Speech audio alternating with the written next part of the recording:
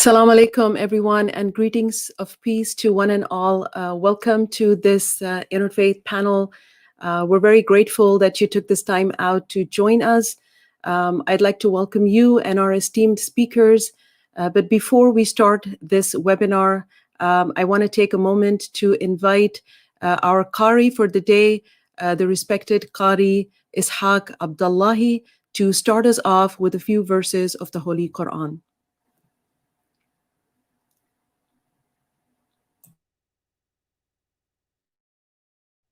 أعوذ بالله من الشيطان الرجيم.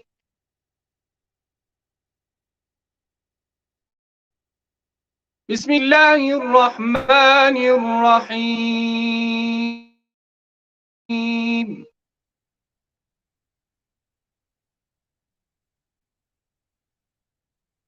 يا أيها الذين آمنوا كتب عليكم الصيام كما كتب على الذين من قبلكم لعلكم تتقون.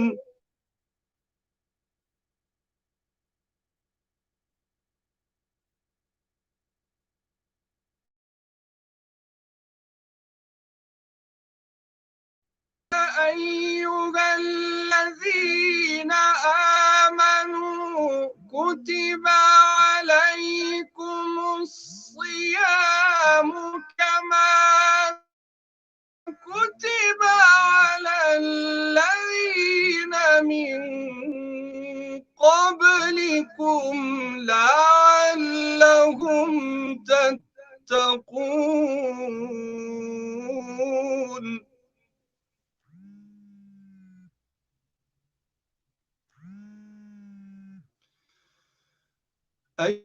أياما معدودات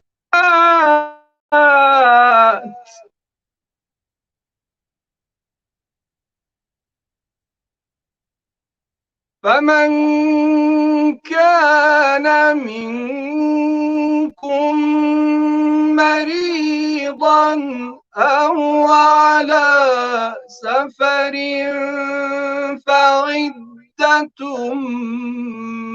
من أيام أخر.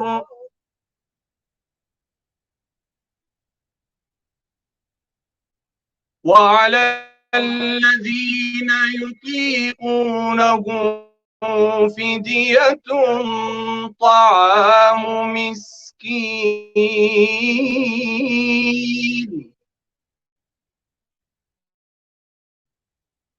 فمن تطوع خيرا فهو خير له، وأن تصوموا خير لكم إن كنتم تعلمون.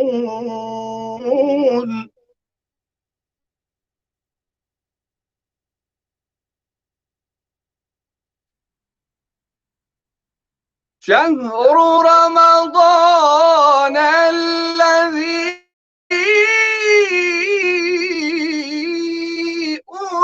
أنزل فيه القرآن هدى للناس وبينات من الهدى والفرقان.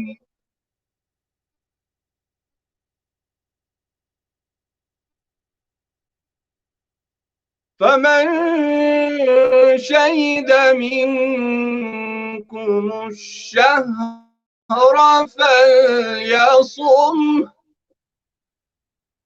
ومن كان مريضا أو على سفر فعدة من أيام أخر يريد الله بكم اليسر ولا يريد بكم العسر ولتكملوا العدة ولتكبروا الله على ما هداكم ولعلكم تشكرون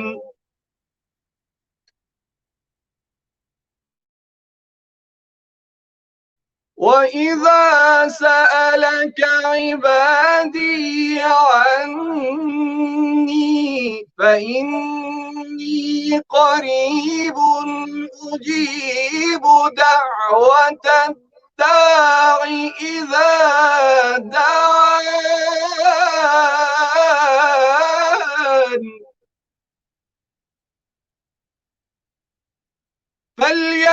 فليستجيبوا لي وليؤمنوا بي لعلهم يرشدون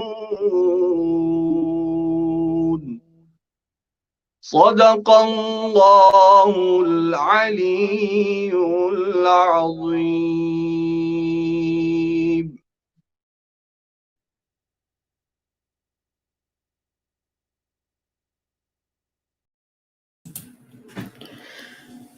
Bismillah ar-Rahman ar-Rahim. In the name of God, the most merciful, the most compassionate. I would like to welcome you all once again with the greetings of salam and peace to each and everyone, and to all our viewers who are joining us from all over the world. My name is Mahjabeen Tala, and I am very honored to be moderating this panel of esteemed speakers that are going to be talking about the tradition of fasting in the different world traditions. So before I begin with introducing our speakers, I want to take a moment to introduce myself. My name is Mahjabeen Tala. I am the Assistant Professor of Islamic Studies, and I am also the director of a program called the Madrasa Midrasha Collaborative Initiative Program, which is aimed at looking at advancing dialogue between the Jewish and the Muslim traditions in the academy, and of course beyond the academy as well. To my community, I have been a leader and a spiritual guide for more than 2 decades, and it is always an honor and pleasure to be participating in events from the World Federation, organized by the World Federation.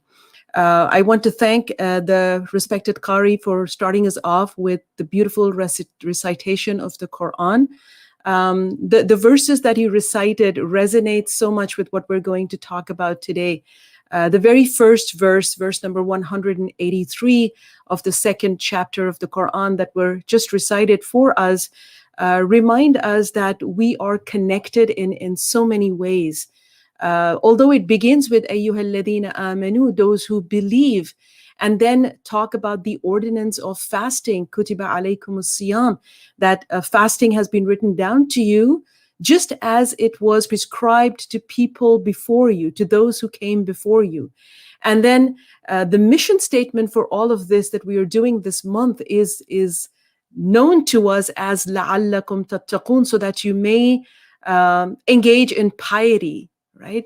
So I think this sort of binds us together, that we as a human race are connected by tenets of faith. We all have faith in a supreme being. We believe in connecting to the unseen world. And there are so many tenets about the unseen that bring us together. But in the case of fasting, according to the Quran, there are certain rituals that also bring us together. And the Quran is suggesting that the ritual of fasting is another binding agent between different human traditions. And then it also includes people who might not profess to a certain kind of a religious affiliation, by saying that all this is designed to inculcate a sense of piety.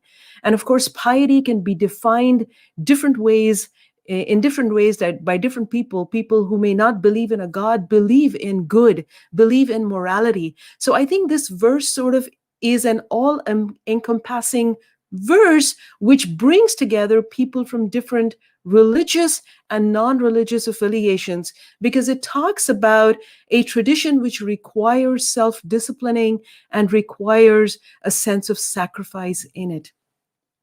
And I'm so glad that we have this opportunity to discuss what this ritual or this action of fasting, and I'm very cognizant that fasting in the Islamic tradition doesn't require an act. It is actually not doing certain acts that define the format of a sa'im, or a person who is fasting. But I'm very excited to hear from our panelists who are going to delve deeper into this concept of fasting and introduce it to us from their respective traditions. I want to take this moment now to invite our first speaker. Our first speaker today is the respected Swami Chidanand Saraswati Ji Maharaj, who is the president and spiritual head of the Parmarth Niketan Ashram, a spiritual institution based in Rishikesh, India. He is also the founder and spiritual head of the Hindu Jain Temple in Pittsburgh.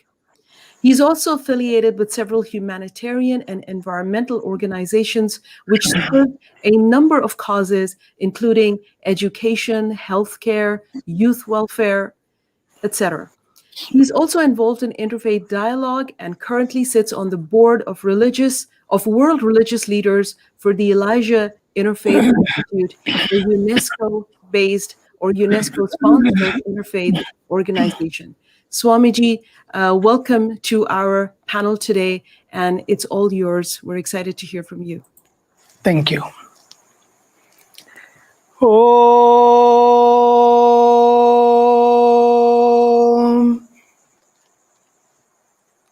Asato Ma Sadgamaya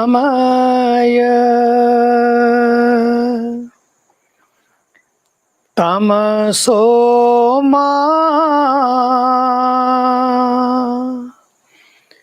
Jyotirgamaya Mrityorma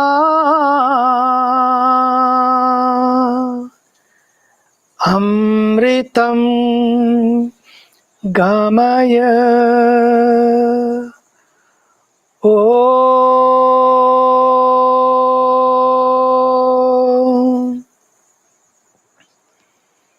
Shanti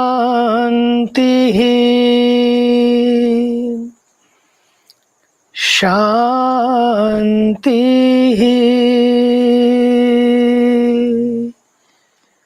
Shanti.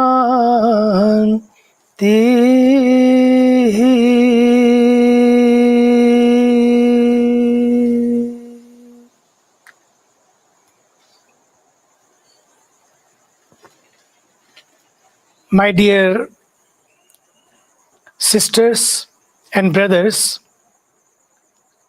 it is so wonderful to join you from the banks of Mother Ganga, from the laps of the Himalayas, from Parmarth Niketan Rishikesh, India, for this special webinar on the tradition of fasting in world religions. Beautiful topic, especially during Ramadan time. And especially is being organized by the World Federation.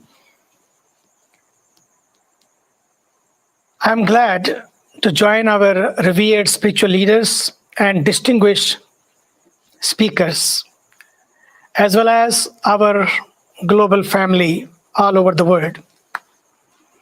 Today, when we speak about fasting, in the context of the pandemic, it is especially relevant because it is a powerful medium to help us connect back to the source of our one humanity. In fact, most of the religions of the world recommend fasting as a religious practice to help us get closer to God, to have piety purity and divinity and chastity in our life. In Hinduism, especially, there is a great emphasis on habitual and voluntary fasting with the intention of self-purification. Fasts in Hinduism are observed on special days or festivals, sometimes regularly once a week, or on Ekadashi, which is the 11th lunar day twice a month, or for 9 days of Navratri. Sometimes fasting is even observed for 21 days or 40 days at a stretch. Myself, when I was in the forest, I was 8 when I left my family, and I observed fast for several times. Not for only occasion what we have festivals, but many times just for gain piety and purity. In essence, fasting is a regular practice in the Vedic culture as a means of spiritual connection, introspection, physical health, healing, and harmony. In addition, it is also recommended that when we come out of a fast, we do it slowly and gently. First with fruits and juices, then by eating lightly cooked vegetables or khichdi, which is a simple mixture of rice and lentils, which is very light and healing. And there are many other ways also. One should not binge or overeat, so that the benefit of fasting as well as the energy gained is conserved. Hence, fasting has been used for millennia by our rishis, our saints, and the sages in order to purify their bodies, minds, and souls, and to bring every cell of their bodies into connection with the divine. Fasting is an excellent process of self-discipline. It is one of the quickest, safest, and best ways to rid the bodies of toxins. And fasting also brings chitta shuddhi, bringing clarity of our mind. And another way, which is very special point, I wanted to mention that before even we begin fasting, in our scriptures, in the Yajurveda, there's a very beautiful mantra which says, Om Agne Vratpate Vratam Charishyami Tachkeyam Tanme Sadhyat Radhyatam Idam Aham Amritat Satyamupaimi. I can go on and on, but time is very short, which means, O Almighty God, please give us the strength and the willpower to complete this fast as an offering to you. Lead us from untruth to truth. Through this fast, may we give up our vices and take up more virtues and cultivate good habits. There are many perspectives I can explain about fast, but even Maharishi Charak, the pioneer of Ayurvedic sciences, when he was asked by someone about how to live a healthy life and harmonious life, beautifully he answered, Mitbhuk, Hitbhuk, and Ritbhuk, which means eat less, eat sattvic, fresh and healthy food, and finally eat seasonal food and local and organic food. In Hinduism, the word for fasting is upvas or vrat. Upvas or vrat. It is interesting that neither word specially refers to food. They are both spiritual words. Upvas literally means sitting near to God. Fasting is a way of sitting near to God. So, through fasting, our bodies physically become lighter. When we feel light, in our bodies, then our concentration and receptivity increases. So when we go to sit near God, we are focused, available, receptive, and ready to receive God's light. Then when we are in God's light, then we are connected with the divine, with the powerhouse. So it is very simple. Eat light, feel light, sit in the light, to ultimately become one with the light. Because it is in God's divine light that one can begin to contemplate, introspect, and go within. There is a beautiful mantra in our Vedic tradition, which I sang in the beginning, Om Asatoma Sadgamaya, Tamasoma Jyotirgamaya, Mrityorma Amritam Gamaya.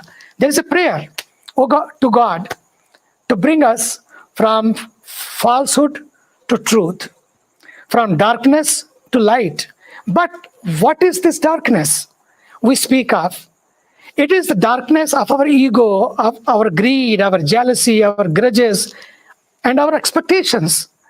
Adi Shankaracharya beautifully shares Koham Kastvam Kuta Ayata. The song beautifully explains who are you, where you have come from, and it goes on, who is your mother, who is your father, who has given you this birth, and goes on, and leads us to contemplate on the purpose of life. So life is a journey from Koham, who am I, to Soham, I am that. From Koham, who am I, to I am that, Soham, to Shivoham, I am one with the divine. This is the purpose of Upvas or fasting, to understand that. It is a powerful spiritual tool for self-identification and self-inquiry. Through self-inquiry, we ask ourselves, where do we stand? Whether we are becoming bitter or better, whether I am living in peace or in pieces, whether I am set or upset. Today, everything is set in our life, but we are upset. Ultimately, this process of self-inquiry leads us to self-realization. During fast, we often conserve our energy with less physical activities. Instead, we practice yoga, meditation, and pranayama. We also study the scriptures and practice swadhyaya, means the self-study. While fasting, we understand ourselves also. Another important practice while fasting is to observe silence in order to deepen our experience. So the practice of restraint and self-control is not just what we eat through our mouths, but what we speak with our mouths. That is also through our tongues. This is very important. This leads us from tongue management to thought management, because our thoughts are the tickets to our life's destination. In our culture, fasting is also a powerful weapon of ahimsa, non-violence, satyagraha, fighting for equality and justice. For example, Mahatma Gandhi has been known for fasting several times in his life for up to more than 21 days. It was his complete samarpan, dedication, surrender, and faith in God that allowed him to undertake this fast to bring out social change and social justice. Swami Vivekananda said, Atmano mokshartham jagatahitaya, the path of my liberation is through the path of all of creation, the service of all of creation, which means the natural outcome of our connection to God is to see Him and serve Him in all of His creation. ये पहला सबक है किताबे खुदा का कि मखलूक सारी है कुनवा खुदा का. Our mantras share सर्वे भवन्तु सुखिनः, reminding us, may all be happy, may all be healthy. Thus, they speak to our inherent allness, oneness, togetherness, and inclusiveness. It includes not only all human beings, but all living beings.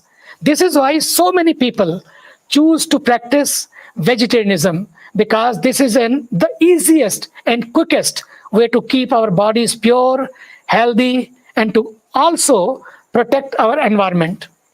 Hence, in closing, fasting is an inherent part of our culture, our value system, and our traditions, and it connects us with our nature.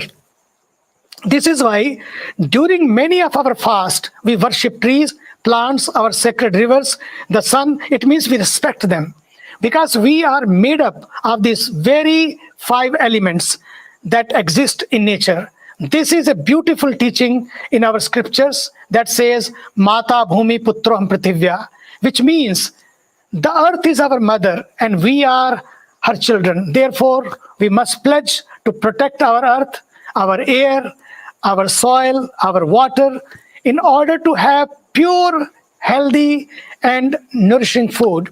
Finally, when we protect our culture, our nature, then automatically our future is protected, because the nature of our future is dependent on the future of our nature.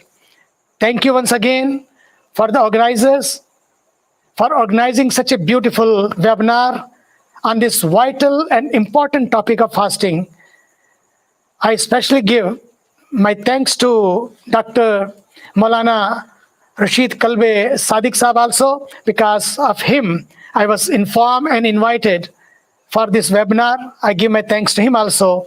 I have these beautiful plants that I will give you virtually today. Once again, thank you, and I invite you, when you are here, I'll give you, actually I will present you this beautiful plant, and I give my best wishes for this conference, for this webinar. Thank you, and thank you for inviting me.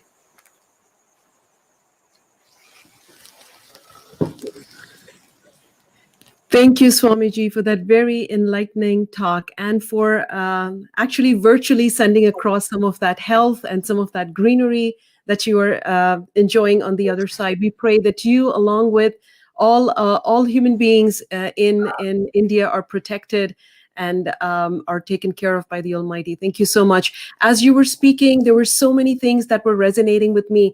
I love the aspect of how you brought together our nature and our future together, and the aspects of self-development, the aspects of getting closer to God. Even the words that you use already resonate so much with the Islamic tradition. Just the meaning of upwas, as in sitting closer to God. And in the Islamic tradition, almost everything that we do is with the intention of qurb ilahi, to be able to get closer to the deity. So there is just so beautiful to see these interconnections between the different thoughts that we have throughout the world.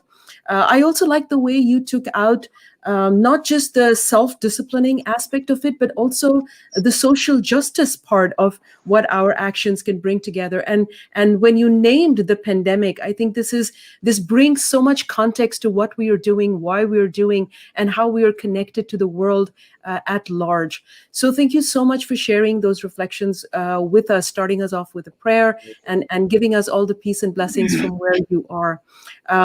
I just want to remind our viewers that there will be an opportunity for you to observe our esteemed panelists conversing with one another and reflecting upon each other's presentations after each one has been presented.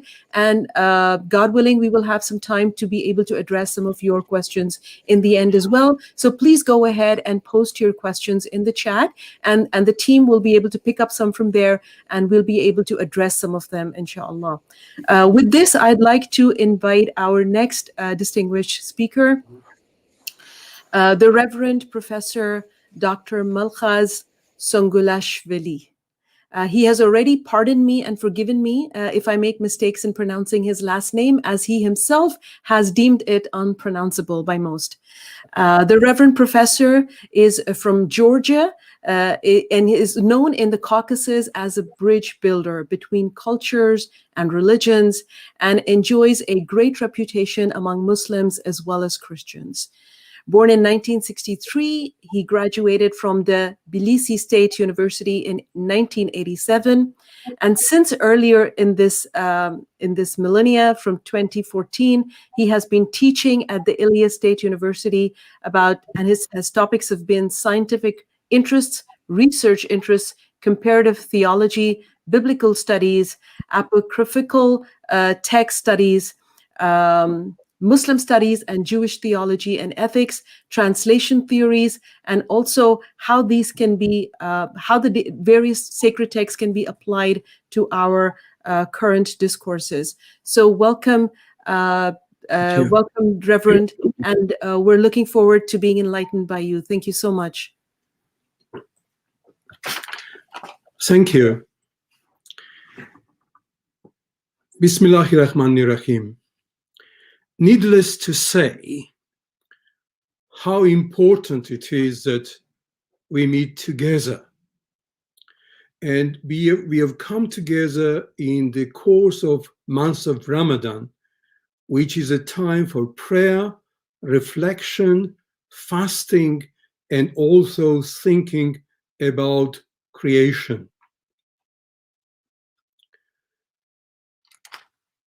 I'm immensely grateful to the organizers of this webinar, and I would like to encourage them to continue bringing people from different faith traditions together and challenging them with different questions of common interest. I come from a Christian background, but I do believe that I belong to the wider family of people of God. In my own tradition, Christ is a model for his followers. And early Christians would call themselves not Christians, it came later, but simply followers of Jesus. Jesus remains for us until today as a model for finding the way to God. Jesus prayed, and so the followers of Jesus are called to pray. Jesus showed compassion to the marginalized, sidelined members of the society, and followers of Jesus are called to do the same. Jesus fasted, and therefore followers of Jesus are called to fast. Jesus belonged to the greater Jewish culture, where fasting was very prominent. In the Jewish tradition, we've got two main and compulsory fasting day seasons and 4 voluntary. These two main compulsory fasting season, which was important for Jesus and still important for the followers of Judaism, is the most important day, Yom Kippur, when people come together, faith will come together, and it comes from the tradition of the Torah. It is recommended by the Torah to observe this day when Jewish people could come, confess their sins, and seek forgiveness from God. And another important day of fasting, which is not recorded neither in the Torah nor in Jewish scripture, is the Tisha B'Av. This is the day when Jews have to fast for 24 hours, going without food or water, wearing very simple clothes, not wearing the leather belts or leather shoes, to show humility and simplicity, to remember the day of destruction of the temple. There are 4 other fasting days that are equally important. but not mandatory or obligatory for the faithful, but that these two are very important. Jesus grew up in this tradition where there was understanding that fasting helps an individual, people of God, to understand their own identity, who they are, how they relate to fellow Israelites, and how do they relate to the rest of humanity. This is a legacy Christians have inherited from Jesus as the founder of this movement that was started by him. When you fast, Jesus would say, do not sober as hypocrites, for they disfigure their faces to show others they are fasting. When you fast, put oil on your head and wash your face, so that it will not be obvious to others that you are fasting, but only to your God, who is unseen and who sees what is done in secret and will reward you. These are the words of Jesus. I am sorry to say that even though all Christians do recognize significance of fasting, we have not come to common ground to have the same time for fasting ritual like Muslims, Jews, and others have.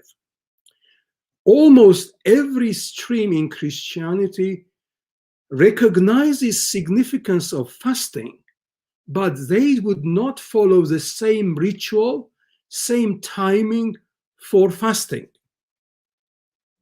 And almost there are as many traditions of fasting in Christianity as the traditions and denominations within Christianity.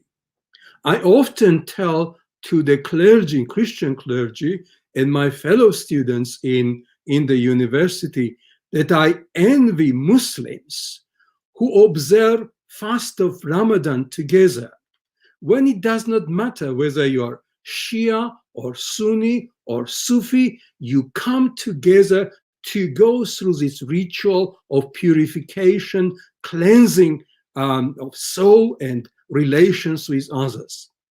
And also, another thing that I envy Muslims is that when they can come together in Mecca and circumambulate around the Kaaba and pray together,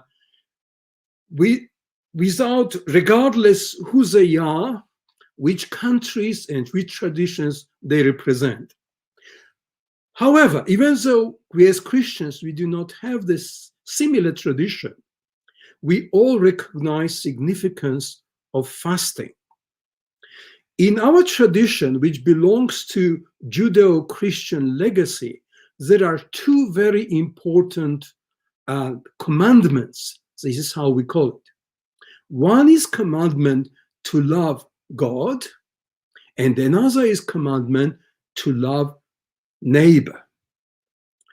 When we talk about fasting, fasting is a way to strengthen our understanding of God, our understanding of ourselves as to who we are, where we come from, and what is the purpose of our lives here on the earth.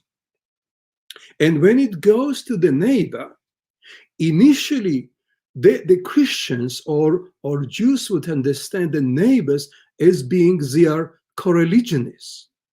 But as time passed by, we have come to recognize and understand, both in Christian and Jewish traditions, that neighbor is not just the fellow co-religionist people.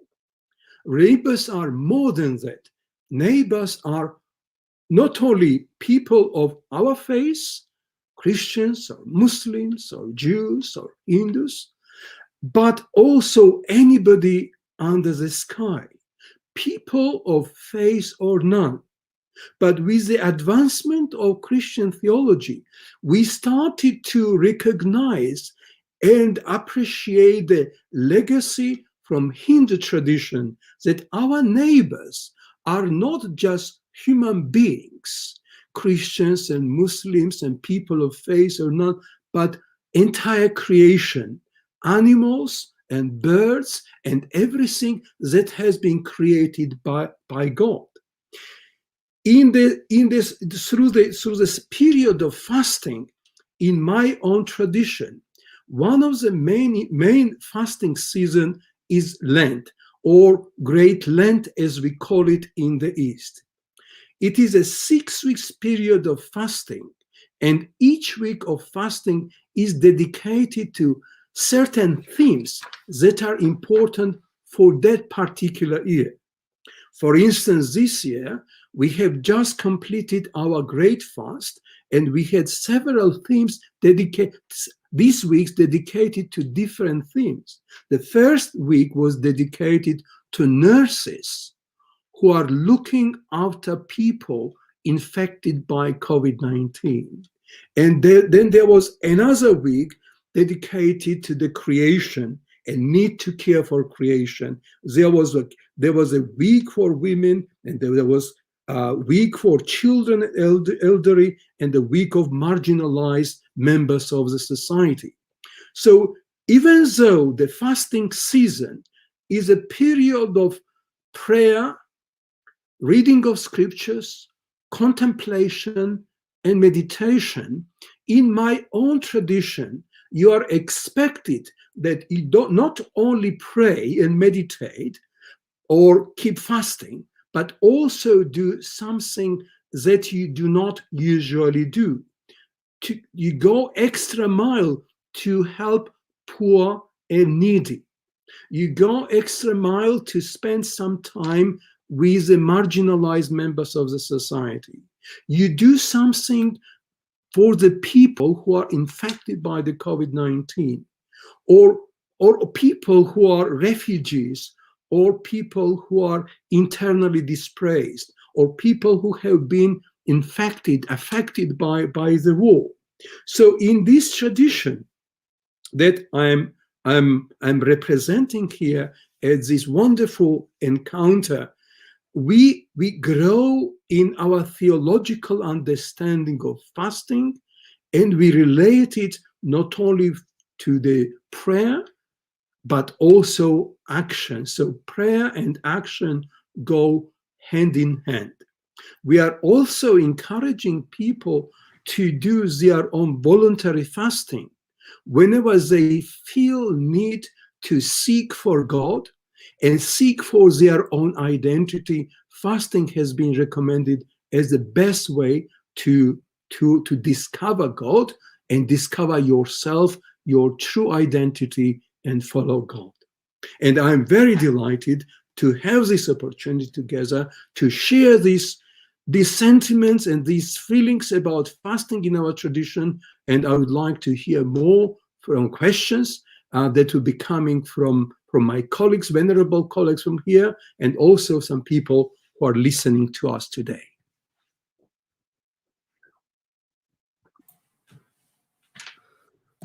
Thank you, dear Reverend. Truly humbling and very inspiring words. Already, so many patterns are emerging, and I'm sure our viewers can also see those, can sense those different dots that together, as a human race, we are able to connect through this tradition of fasting. I mean, I thought maybe it was just one occurrence when Swamiji spoke to us about how the human quest is about what am I, or where do I come from, and I am that, and then to connect to the truth. It's like this 3-part journey, and then the bishop enlightening us, talking to us about taking time off through this ritual of fasting to consider where do I come from? What is my purpose in life? Where do I go from here? I think all this is so beautifully tying into the teachings that we have in the Islamic tradition, especially through Amir al-Mu'mineen Ali ibn Abi Talib alayhi salam, when he says, Rahimallahu imri'in, may God have mercy upon the soul who knows min ain wa fi ain wa ila ain, where do they come from? What are they in at this particular moment? And where are they headed from here? So I think, our conversation today is already sort of weaving in these concepts of self-purification, trying to identify oneself.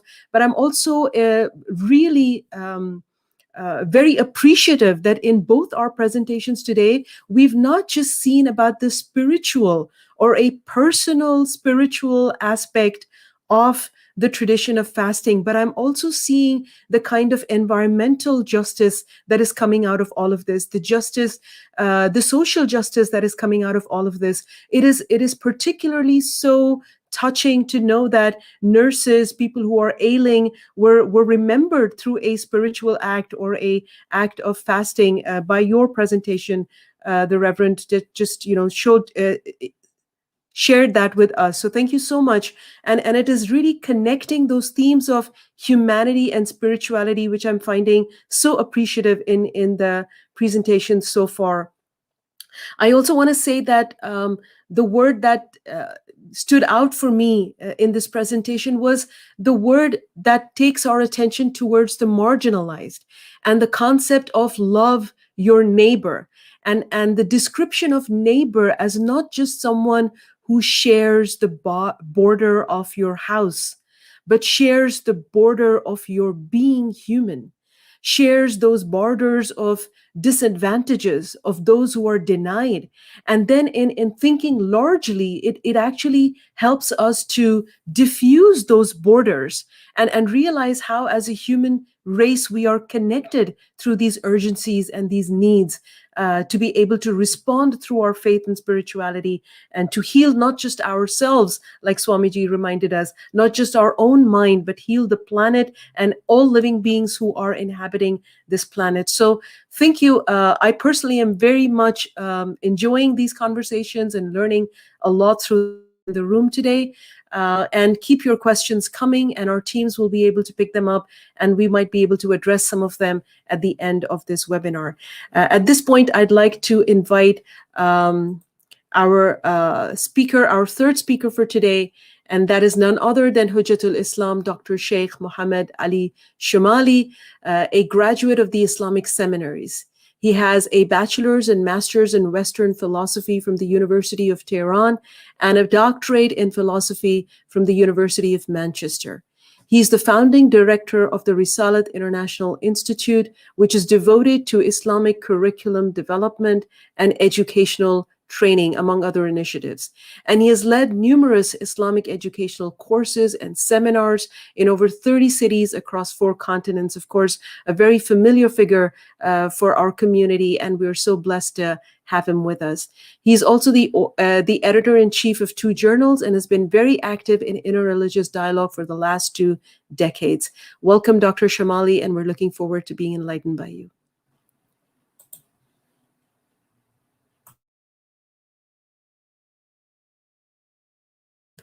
Please unmute yourself. Thank you very much.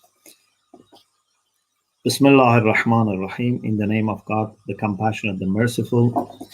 I am very grateful to God for giving me this blessing to be with you and share our understanding of fasting from our traditions. I am delighted to also make a new friend from India, and also to confirm that I met Bishop Malkas many years ago in Georgia. So when I saw him in Arba'in procession video, so I thought I must have met him, and just today I managed to confirm that around 2005 we visited him in Tbilisi, and since then I remember him as a man of dialogue and open-mindedness. So I'm very grateful. And thank you, Sister Dr. Maturin. It's very difficult. I'm sure my colleagues also have the same experience. It's very difficult to do justice to this important topic of fasting, which is very much central in our faith. And I have to be very, very brief and very, very selective. So I first admit that I cannot, give you a comprehensive view about Islamic understanding of fasting. Fasting is one of those things that is rooted in the Quran itself. It's not just something that we learn from the traditions and or narrations. It's mentioned in the Quran in several places, and in a very special way that is not very common in the Quran. God says, Ya ayyuhalladhina amanu kutiba alaykumus siyam kama kutiba ala alladhina min qablikum la'allakum tattaqun. You don't find this for many things. There are few things that God says it's written down as an obligation or as an instruction. And one of them is this, that God says, oh, those who believe, it has been written down, means it's a final and decisive command and instruction of God for you to fast. And you are not the first. This has been also the case with those who were before you, believers before you. And the reason is so that you may become pious, so that you may become God-fearing people. So we realize that fasting has been always part of faith traditions. We are not the first as Muslims. And also we realize that this is obligatory, means something without which we cannot reach our felicity, our aims in our life here and the hereafter. And also it's a requirement for piety, although God is telling us there is no guarantee. It's not that everyone who fasts is going to get definitely the piety, but if it is done with understanding, with commitment, and with bringing all the requirements, then it has the potential of taking you there. We have different types of fasting. We have obligatory fasting. We have recommended fasting. Actually, in our jurisprudence, apart from 2 days in the year, throughout the year, we can do recommended fasting, and just 2 days that we must not fast. And then we have also days which are more recommended, so the reward goes higher. But there are also obligatory fasting, but the main one is fasting during the months of Ramadan. Sometimes people miss maybe fasting the months of Ramadan in certain cases. Then they have to catch up with their fasting later, or sometimes as a compensation, there is kafara of fasting. Sometimes when people make a vow, fasting becomes obligatory. But the main obligatory fasting is the fasting in the months of Ramadan. So I want to have a little reflection on the benefits of fasting and on different also levels of fasting if time permits. Otherwise, I leave the second for question and answer time. So the benefits of fasting are many, and these are the things that are all mentioned in our text and scriptures and are very well known to all Muslim scholars and public. First of all, we should know that fasting is not something which is separate from a more general instruction in Islam, which is how to manage your lifestyle in this world. Islamically, we need health of body and health of soul. well-being of body and well-being of soul both are needed, and both are also connected. And part of well-being of body is to eat proper food, to drink proper drink, to have good rest, but not in excess. Anything which goes in excess then turns out to be actually harmful. And not only harmful for our body, but also harmful for our soul. Therefore, we have many, many hadiths about the need for being very careful about not only what we eat, but also about how much we eat. Even if the best food, the healthiest food, if we eat too much, it's not good for our body, neither it is good, nor it's good for our soul. For example, I just mentioned one hadith from the Prophet Muhammad sallallahu alaihi wasallam. He said, "Thalathatun yuhibbuha Allah." There are three things that God loves, among other things, of course. Qillatul kalam, wa qillatul manam, wa qillatul ta'am. To reduce your speech. Speaking too much is very harmful. To reduce your sleeping. If you sleep too much, you are wasting your time, but also it would affect your health and your mentality, your understanding, etc.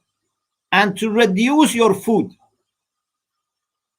So reduction of speech, reduction of sleep, reduction of food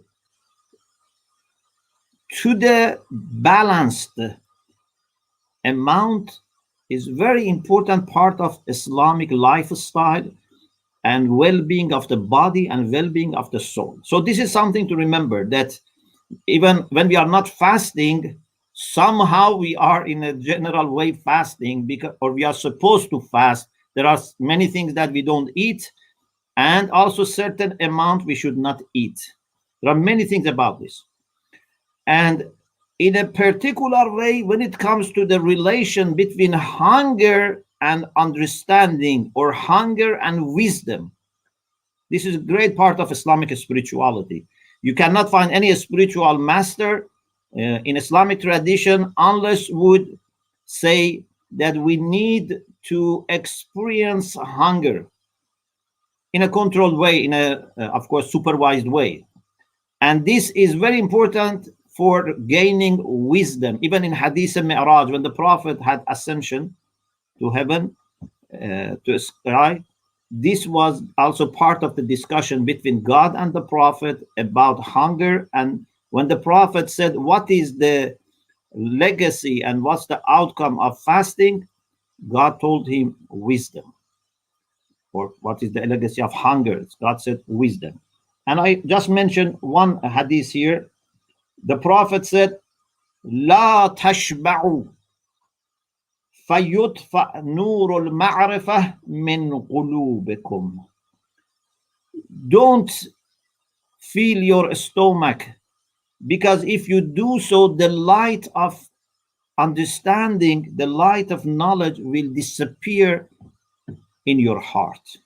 So this is a general thing to observe. So we have a foundation of being very careful about our eating and drinking, and lean more towards reduction than sleeping or speaking or eating or drinking too much.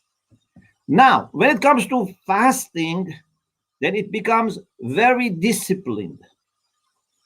It's very disciplined. There's certain time from when we start to fast, and certain time where we end. So from down to sunset, we should not eat, we should not drink, we should not have a marital relation. There are certain things that we have to avoid. And then this is for whole month.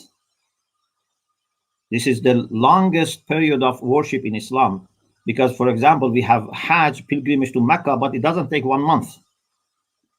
And daily prayers, they don't take that long. This is the longest duration of worship. and everything is very clearly defined, rulings, for travelers, etc. So it's very organized, very disciplined. For people who have not experienced it, I'm sure it looks very difficult, and I think they feel, pity for Muslims, that they have to suffer. Sometimes I have seen some of my, non-Muslim, for example, friends who are not, religious. Sometimes they think, we suffer a lot, and they feel very sad for us, as if, we are going through unnecessary suffering. But those who have experienced it, even non-Muslims who have experienced, during the months of Ramadan, or those who have in their own tradition, they know actually we are not suffering, we are enjoying. Yes, we are stretching ourselves, but it gives us a sense of satisfaction, a sense of achievement. And you feel, if I am able not to eat and drink for 1 month, then what challenge is there that I cannot, as a human being, undertake? So it's great, sense of achievement, especially in this day and age, that I think one of our greatest problem is that we are becoming too weak, too dependent, too used to everything, technology, everything, food, drink, juice, everything, cakes, coffee.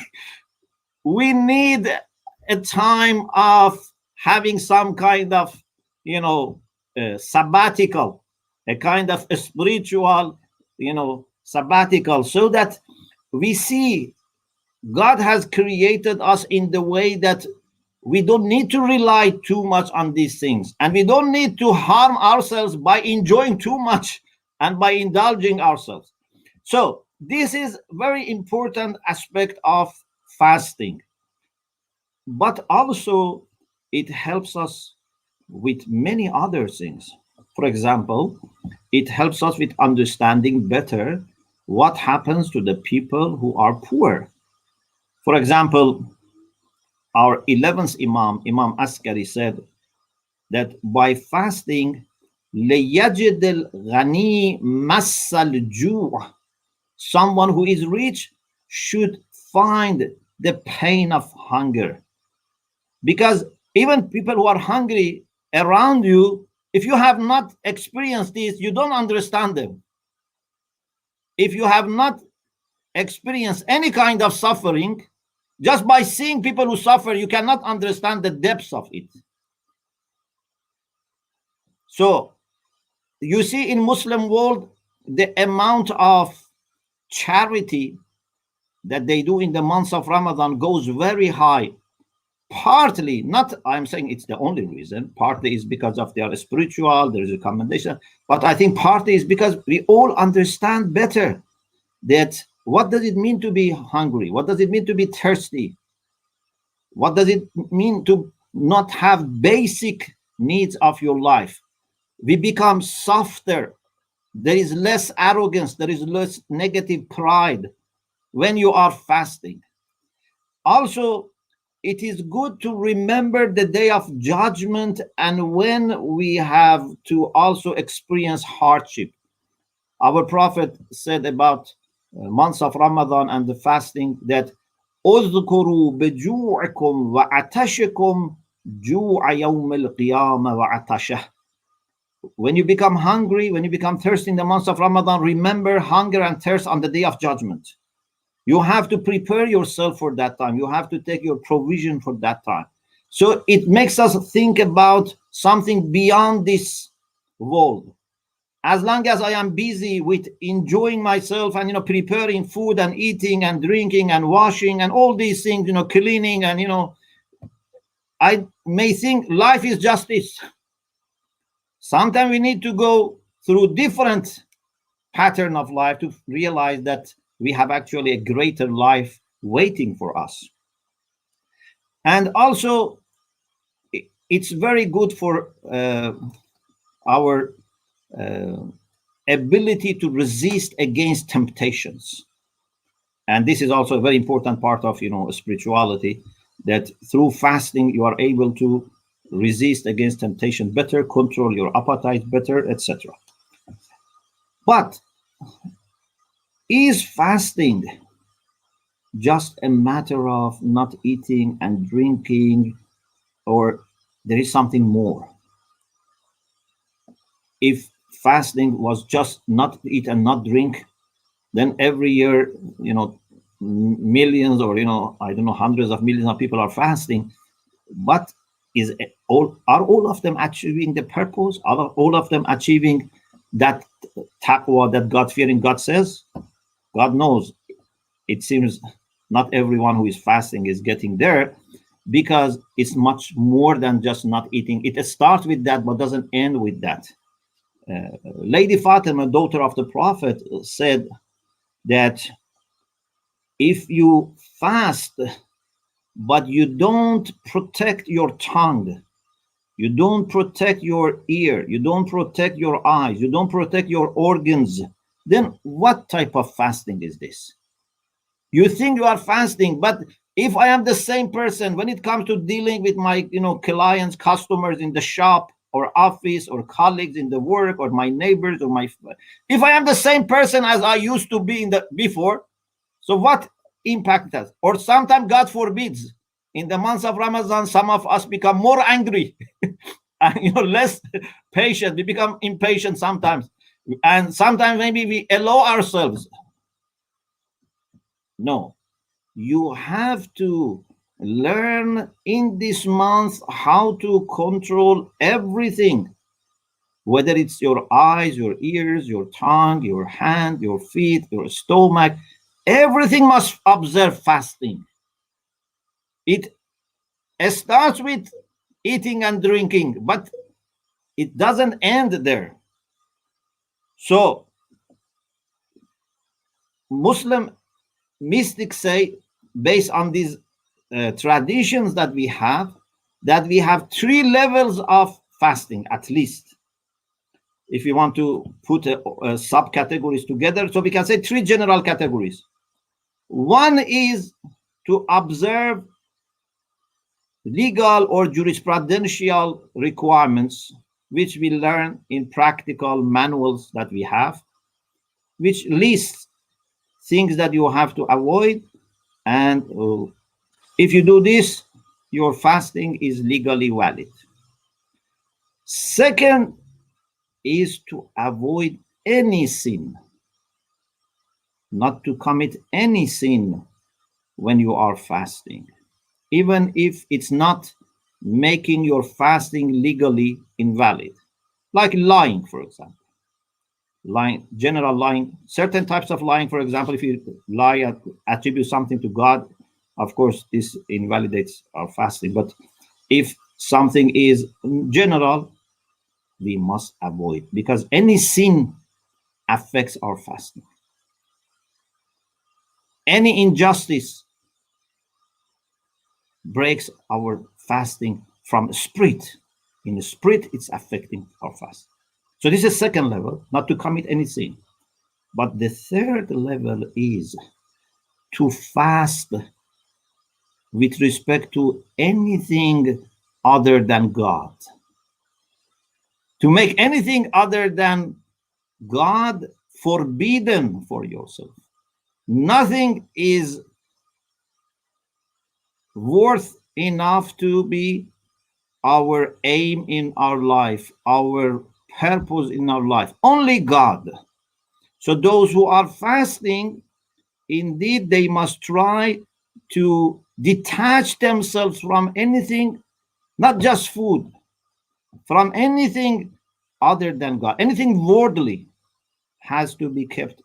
Yes, anything which is godly, like charity work, helping people, this is good, because this is for the sake of God. But anything which is selfish, anything which is mischief, anything which is, destructive, harmful, anything which is just a matter of gaining for the sake of consumption, we have to refrain so that we experience the depths of fasting. And I think I stop here. If we have time during question and answer, we can maybe refer to some other topics about fasting. But again, as I said at the beginning, I'm very grateful to share this platform with our dear believers, co-believers in God from different traditions.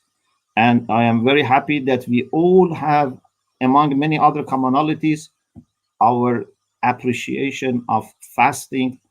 And I think although we see fasting is less prominent today in different traditions, but we need actually today more than ever to observe fasting. We need more than people 14 centuries ago, 20 centuries ago to observe fasting, because this is something that in this busy life can keep us to the roots and to our nature. Thank you very much. Thank you, Dr. Shamali, and to all our esteemed panelists for sharing their wisdom. And it's so beautiful how you all brought together this fasting, not just of the body, but the fasting of the mind, the fasting of the intentions, the fasting which helps us to connect not just to God, but also to all the creations of God, alike. And I just find that this interplay of these traditions and these practices fascinating in a way that connects human beings across the traditions. For the longest of time, I've always, heard this, I've read it as to how fasting leads to wisdom. And Swamiji, you also sort of said this, that it is to unlock the darkness of ignorance in our mind. And of course, the bishop also made a reference to this about how it is enlightenment and it is, the clarity of thought and the clarity of mind to give us purification and clarity. So I think for the longest of time, and also as to what Dr. Shamali said, that it is for wisdom, the hadith of Mi'raj that he recited for us. But I've always wondered what has, the fasting got to do with the wisdom? And I mean, when you're in college, when you're studying, people are asking if they can skip a fast because they have an exam coming up, or can they not fast because they have to, prepare for a paper. I have to read a paper, or I have to write a 20-page paper. And when I get up in the morning and I sit in front of my computer, I just cannot start typing because I haven't had my morning coffee or my morning tea. So, or just because my sugar levels are just so low and, my hydration is just so down. And I remember for the longest of time, wrapping my head around what is this kind of wisdom that we're gonna get by fasting, and I think it is what you just shared with us, and that is not the wisdom that we mean by content or information. So that I think that the content of our mind or the information that we want to take in is different from wisdom.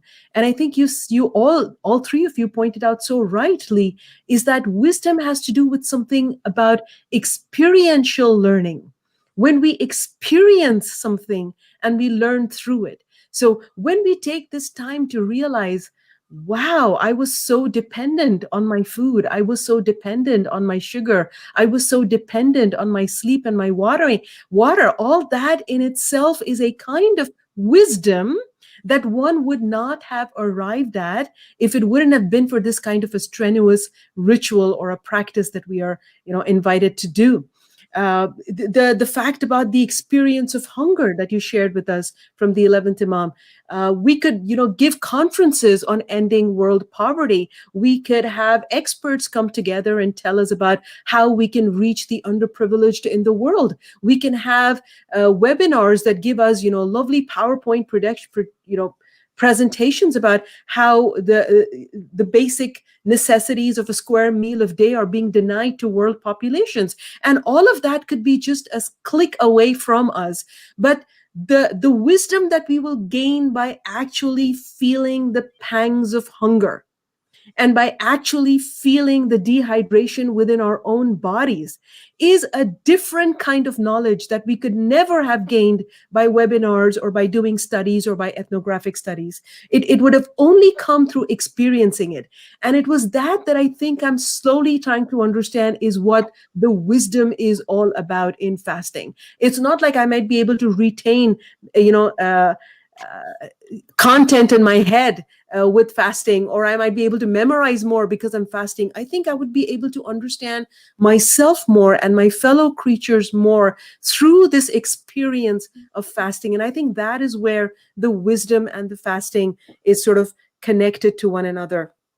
So thank you so much for bringing out these points, through your presentations.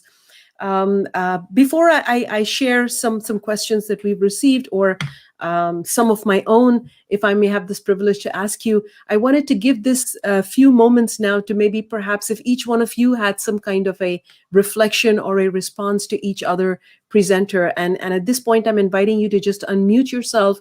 And if there's something that you'd like to say to your fellow presenter, or a point that resonates with you, please go for it.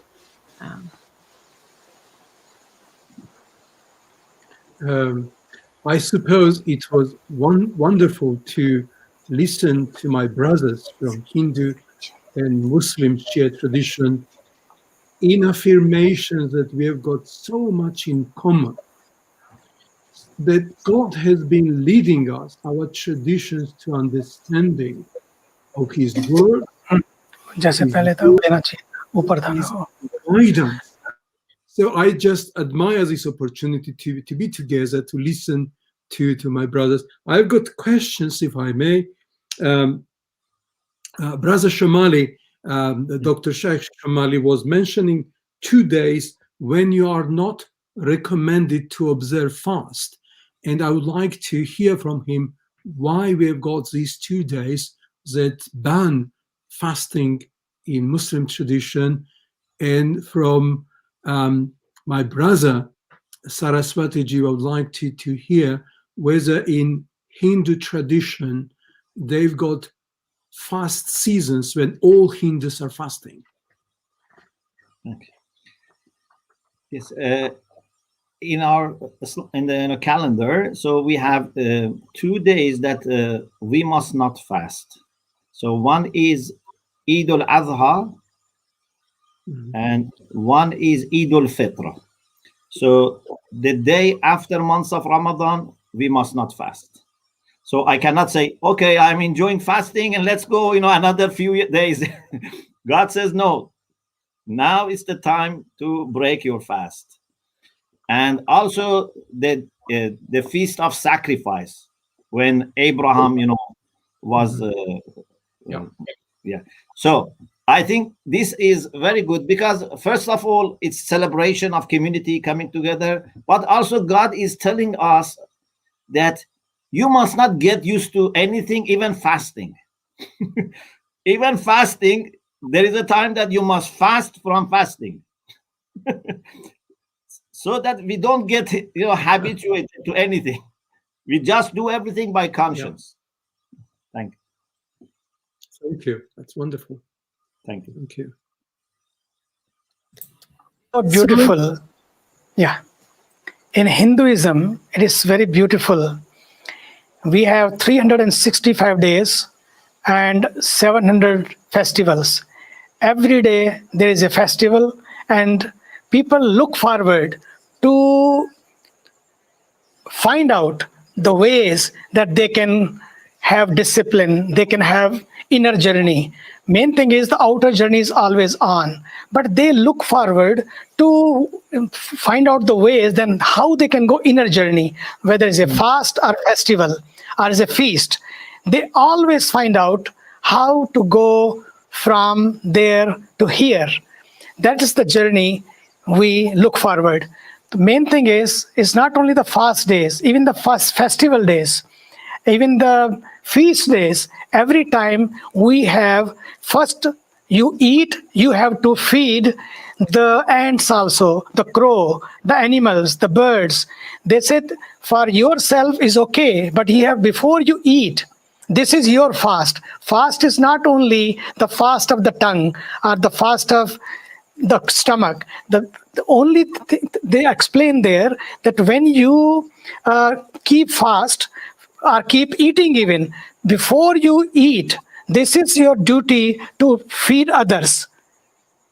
To feed others, that is your fast. Fast is not only not abstaining of food. Fast is taking care of others also is a discipline. It is also a meditation. Even today, what is happening in India is happening all over the world, but it's happening in India in so much. These COVID patients are increasing every day. Today we were talking about, and we were thinking there was a fast day. What we did, we said this is our fast, that we should go out even we are not allowed, we should go out and work for those people who are suffering. This is our holy bath in the river. This is our yoga. This is our meditation. This is our holy yagna, that we can serve others, we can share with others whatever we have. The main thing is the fast should not be restricted only for food or a few things. This is a discipline, bringing the discipline into your life, whether it's a fast, feast, or festival. That's the main thing. Thank you. Wonderful. Thank you very much indeed. Thank you so much. And thank you for starting us off, Reverend Bishop, with your reflections. I want to invite Dr. Shamali and Swamiji, if you have any questions for your fellow panelists. I loved both of them. It's so beautiful. I met after so many years Dr. Shamali, and it's so wonderful to hear you also, and the host. It was so beautiful the way you explained everything. I'm very happy. And during Ramadan time that we could share with each other. I think to me, this sharing is the key. This giving is the key. Sharing is the key. There are people who have more, whether it's a wisdom or it's a wealth. Sometimes people who have a wealth, they don't understand. Sometimes people have a wealth, wisdom, also don't understand. But the real people they understand. Life is not to have more only, but life is to share more, give more, care more. And same thing with wisdom also. If the wisdom is not to share, not to give, not to care, what kind of wisdom we have? Wisdom is to love each other, heal each other, help each other, hurt never, help ever. These are the things. And listen to each other. Give respect to each other's thought. There is a mantra in Hinduism, Ano Bhadraha Kratavo Yantu Vishwataha. It says, let all the noble thoughts come from all direction. This kind of wisdom is needed, which respects all, which loves all. And that's what we need, allness, oneness, inclusiveness. I think today, this is what we are losing. In 21st century, that's what is needed, all together. That power of inclusiveness is so beautiful. Second thing, this fast increases the immunity also. As other things also we are talking about, do this, do that, eat this, to increase your immunity. But I am telling you, immunity is great. It's a great booster. But at the same time, I think people are maintaining the immunity today, but humanity is being lost. And immunity and humanity should go together. That is the kind of fast. That is kind of wisdom in this Ramadan or in our festivals. We should have it. That immunity and humanity should go in hand. And these kind of meanings we should explain to our youth, that when they are understanding the real meaning of life, they should understand fast is great for life, but life is also more important. They say if health is lost, wealth is lost, something is lost. But if wealth is lost, many things are lost. But if life is lost, everything is lost. What is life then? The life is what you make it and how you make it your life. This is the kind of meaning we should explain in these Ramadan days to our younger generation. I am very concerned about our younger generations, and they should learn these lessons, that what is true life and how they can inspire. They should not collect only information from Google. Google is great, but life is not only information. Life is inspiration. Life is innovation. And then all this inspiration, information, innovation, we should put into implementation. That is what is needed, that our time, our talent, our technology, our tenacity must be used for the sake of others. That kind of fast, meaning of the fast, we should explain to our youth, to our younger people. I think they will, in this 1 month of time, they will become great citizen of the whole world. Thank you. Thank you. Thank you so much for those reflections. And I think you might have already touched on one of the questions that we received, and that was about comparing the methods of fasting that are faith prescribed with scientific and medical recommendations. So I think when you spoke about the immunity aspect of it, I think you sort of touched upon that question. And of course, I'd invite Dr. Shamali and the bishop to address if there is anything that they might want to add to that medical and scientific recommendations of fasting, if any. I think we have great literature about this by scientists. About even today, secular people, talk about dry fasting and even not to drink.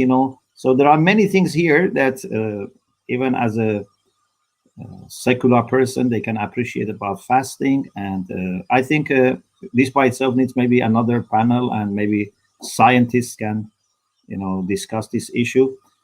But as I said, and it is mentioned in our hadith, is certainly it's very important for our health. Sumu tasihhu. It's very important for our health. But if Bishop wants to add something, I would be eager to hear. I couldn't agree with Sheikh Somali. I think the science has developed a deeper knowledge what is best for the human body. What we can say for the time being is that all our traditions encourage us to self-discipline ourselves, learn to restrain from things we like and may not be terribly helpful for our health. And this can be specific pleasures, sweets and alcohol, social media or other things.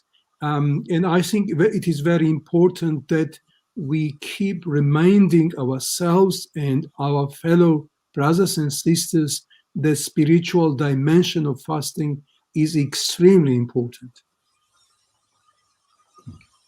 Thank you. Thank you so much for adding onto that explanation about the medical aspects of fasting as well, and also highlighting the spiritual part.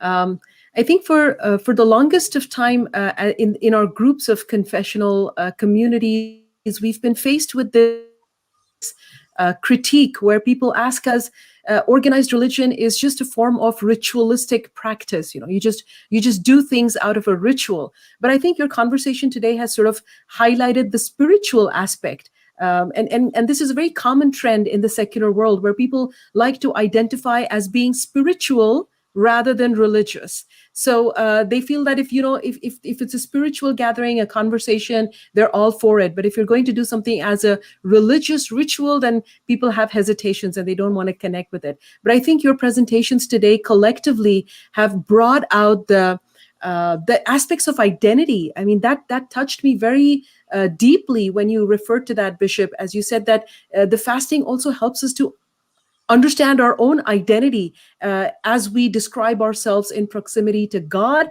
and then proximity to other human beings and other living creatures. So it's not just a ritual. It has a spiritual aspect that you have also beautifully highlighted for us. And then through this last question, we've also seen the immunity aspect of it, or the health aspects that might be undergirding this kind of a spiritual ritual that we do.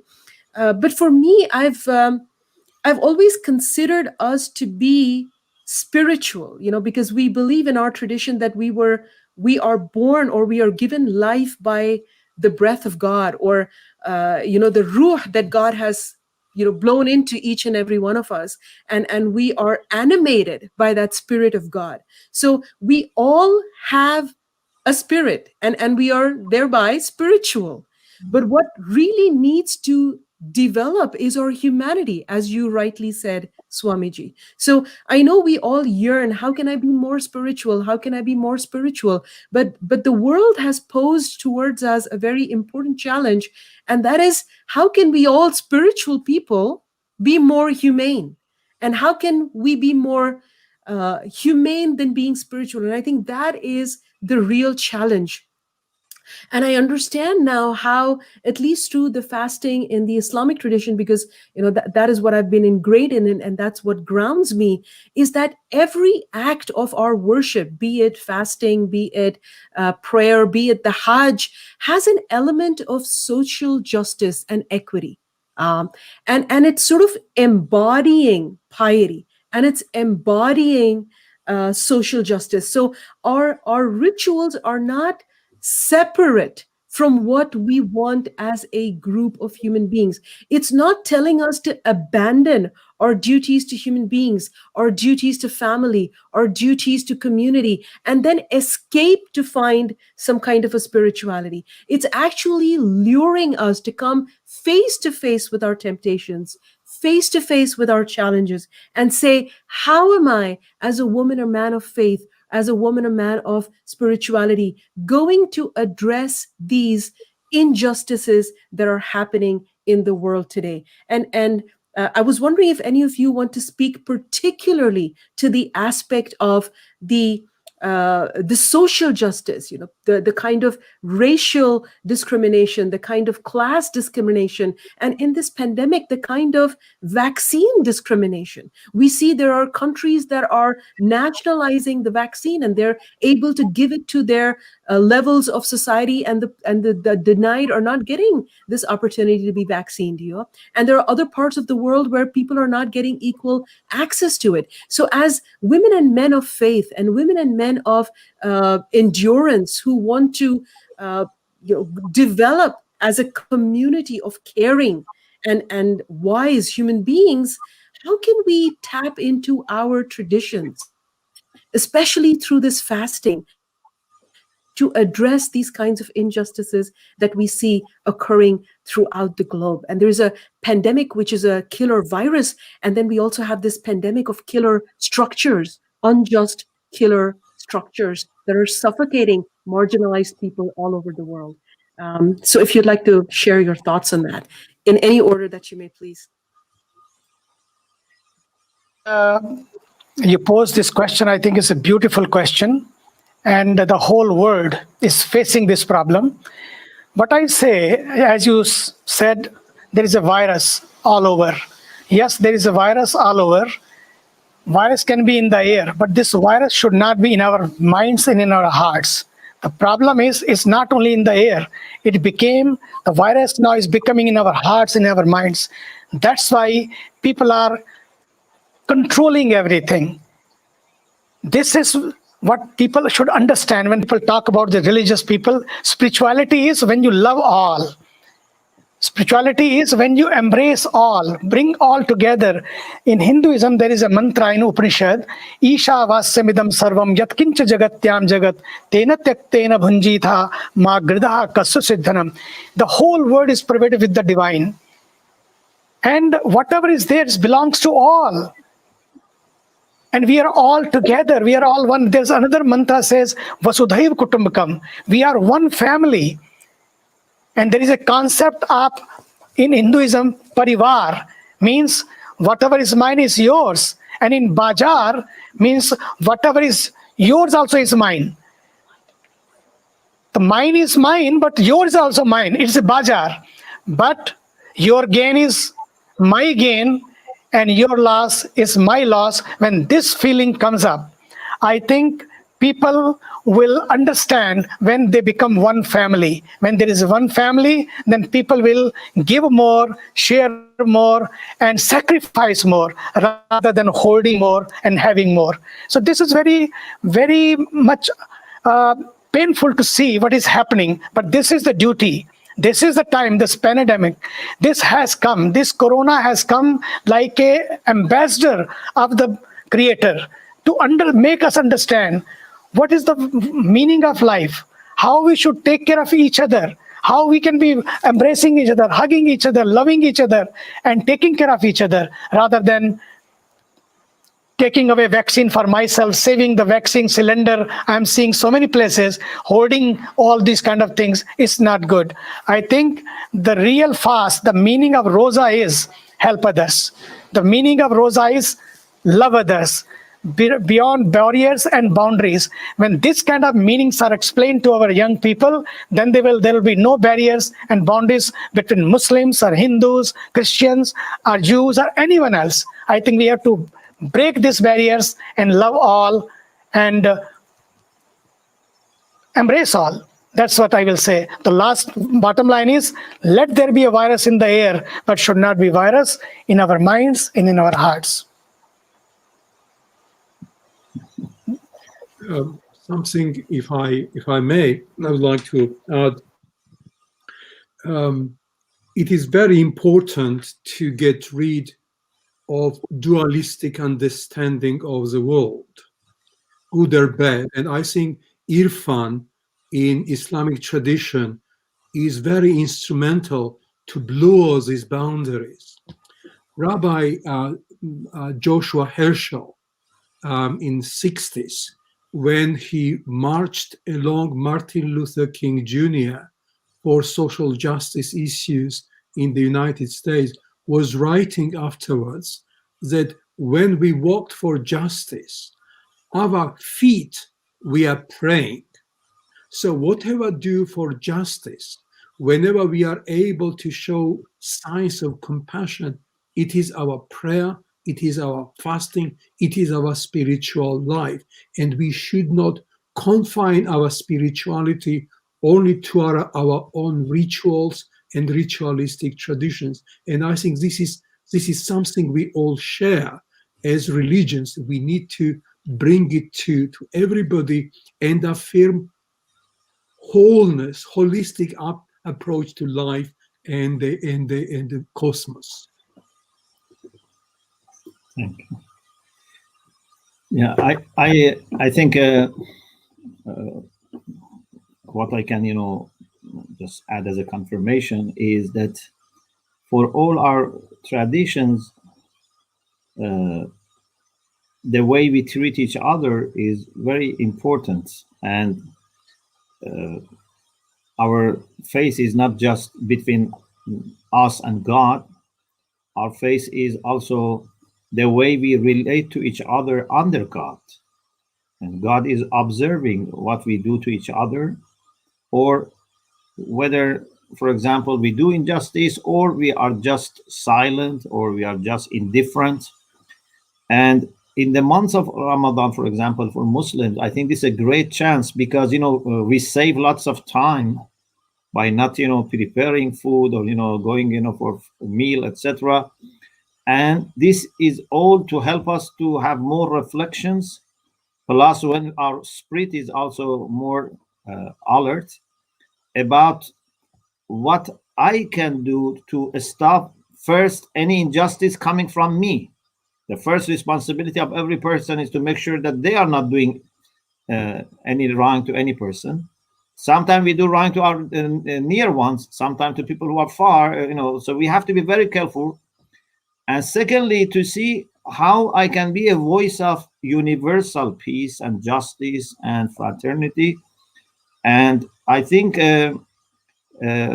at the same time that most of troubles in the world are not made by religious people, because the people who are fasting and talking about these things are not the people who are causing those sufferings. But we can work together and join our efforts and to form a united front for opposing injustice in the world, or at least not let our tradition to be hijacked by people who want to justify these things. And I think what Imam Ali said in his final will, actually this was in the month of Ramadan, because he was martyred in the month of Ramadan, just before his departure, he has some instructions, and one of them, he's told his children, "Kuna lil-zalimi khasma wa lil-mazlumi awna." When it comes to unjust people, be against them. When it comes to oppressed people, be their help. So we should always try to find who is oppressed and who is oppressor, and try to take the side of the oppressed with wisdom, with rationality, with sincerity.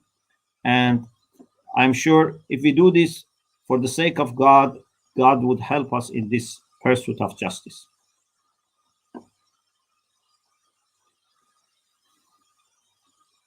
Thank you all for sharing your wisdom. I know the time is really going past the time that we had set aside, but I also wanted to make sure that we have this opportunity to address everyone's questions, which you have done, I believe. I have one question that has been repeated twice and has come to me separately by my team, and that is from one of our viewers who is out of this world, it seems, because here we are, having our conversations and how we can connect to God and connect to the people in our world. And one of our viewers has asked us a question about how would people, if they went to outer space, be able to fast? And I understand this is a legal question or a kind of a jurisprudential question. Although the question is typically for the Islamic tradition, I'm wondering if the other traditions have this concept of traveling outside the realm of this earth and actually practicing or observing a kind of a tradition while they are on a flight, like, when people fast when they're on a flight, or in the case of this questioner, while they're in a rocket ship in outer space. How would they do these things, and what use would all this kind of fasting be if they were out of the realms of this earth? So just an interesting question, and perhaps the last one that we will take for today. Thank you. Of course, from Shia jurisprudence, we have to ask our religious authorities. They have different understandings. First of all, should we consider this person as a traveler or as a resident? This is one point. And the second is, if he has to fast, then which time he has to observe. So they may say just the average, or the time of duration, the time of the near the equator. So there are different opinions. We have to ask our jurist that we follow. So before you make this travel, ask your jurist. Well, in our tradition, it seems to be rather simple. If you are leaving your home and you're outside your hometown, you are exempt from fasting. And when you go back, you can observe those days you failed to observe while traveling.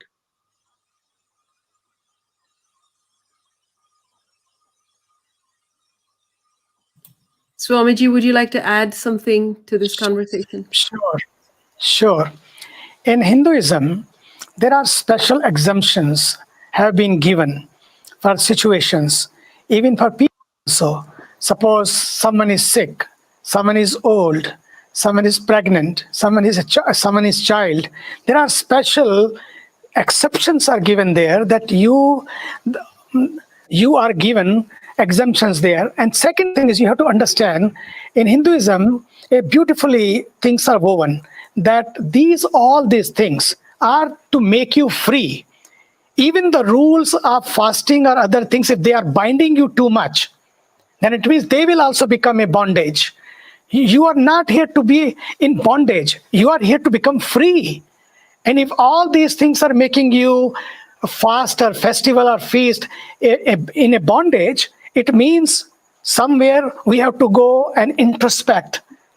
Go for introspection. Okay, this thing is binding me or making me free, and it should be being free, a free soul, a free spirit. That is the outcome should be of any ritual or being spiritual. Doesn't matter what you are. Even this is to me also a ritual. When you say love to your darling, I love you, darling, and you take a bouquet, it's not a ritual. It's also a ritual. These kind of rituals are there, but it means love is spiritual. The bouquet is ritual, but love between both of them is spiritual. Main thing is what makes you spiritual is love of the divine. And all these fast and feasts and festivals are just to make you discipline. That's it. If suppose you are in the sky or in the rocket, yes, if there is something else, that's a rule you can find out, and you have to live accordingly. But at the same time, be disciplined, be grounded, be anchored, be in peace. That should be the outcome of our feast, fast, and festivals. And last, Today, right now, it's at 12 o'clock in India. And to me, it is International Mother's Day. And happy Mother's Day. Our mother is here. I am seeing her. Happy Mother's Day. And because it's at 12:15 here, so it's Mother Day started. So thank you and hosting us and giving us this much respect and love. And if mothers are not there, believe me, there is no word. Mothers are the real anchoring of this earth. They say, because God could not be everywhere, that's why he created mothers. Thank you, Mother, being here and hosting this beautiful conference. Happy Mother's Day. Thank you very much, and happy Mother's Day to everyone. And thank you for sharing all your wisdom today and bringing us really closer, not just in our spirituality, but also in our humanity. And for reminding us that as women and men of faith, we aim for not just identity, not just closeness to God, but also trying to bring the globe together and try to blur the boundaries that separate us, and also to be able to speak against the violent systems and unjust systems that are crushing certain pockets of humanity and denying them their most basic rights. And it is truly a pleasure to be in a room full of people who are able to address these issues from a standpoint of faith and spirituality. So thank you very much, and I wish you all the best of health. I wish you all the best of spirits, and I hope that you are all very successful in the beautiful work that you are all doing, and just keep up the very good work. I want to thank the World Federation for organizing this event and for giving me this opportunity to moderate such a beautiful and very relevant and thought-provoking conversation that we have had today. To my Muslim sisters and brothers, let us make the most of these last few days of the month of Ramadan Kareem, and hopefully we will emerge from these reborn on the day of Fitr, remembering to first pay our charity to the hungry before we actually celebrate the day of the Eid of Fitr. So thank you very much to one and all. If there are any last words that you might want to share with us, that will be our last thing, and we will see you all in better times, hopefully. I would like to wish all my Muslim brothers and sisters happy Ramadan and all the blessings in this sacred season.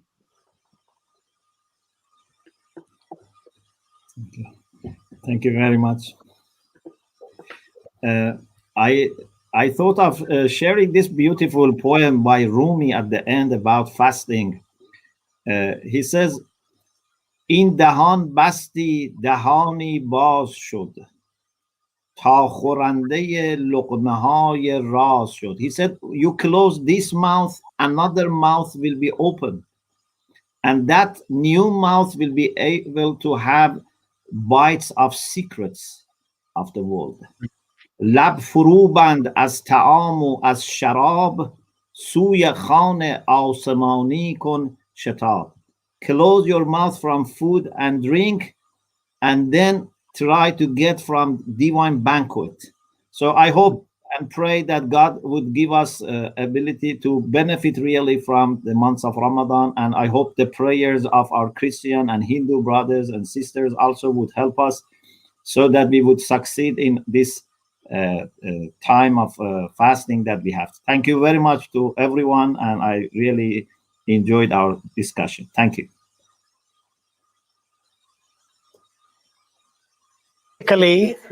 Not with the words, but with the prayers. I will just have the prayer. Om Purnamada Purnamidam Purnat Purnamudachyate Purnasya Purna Madaya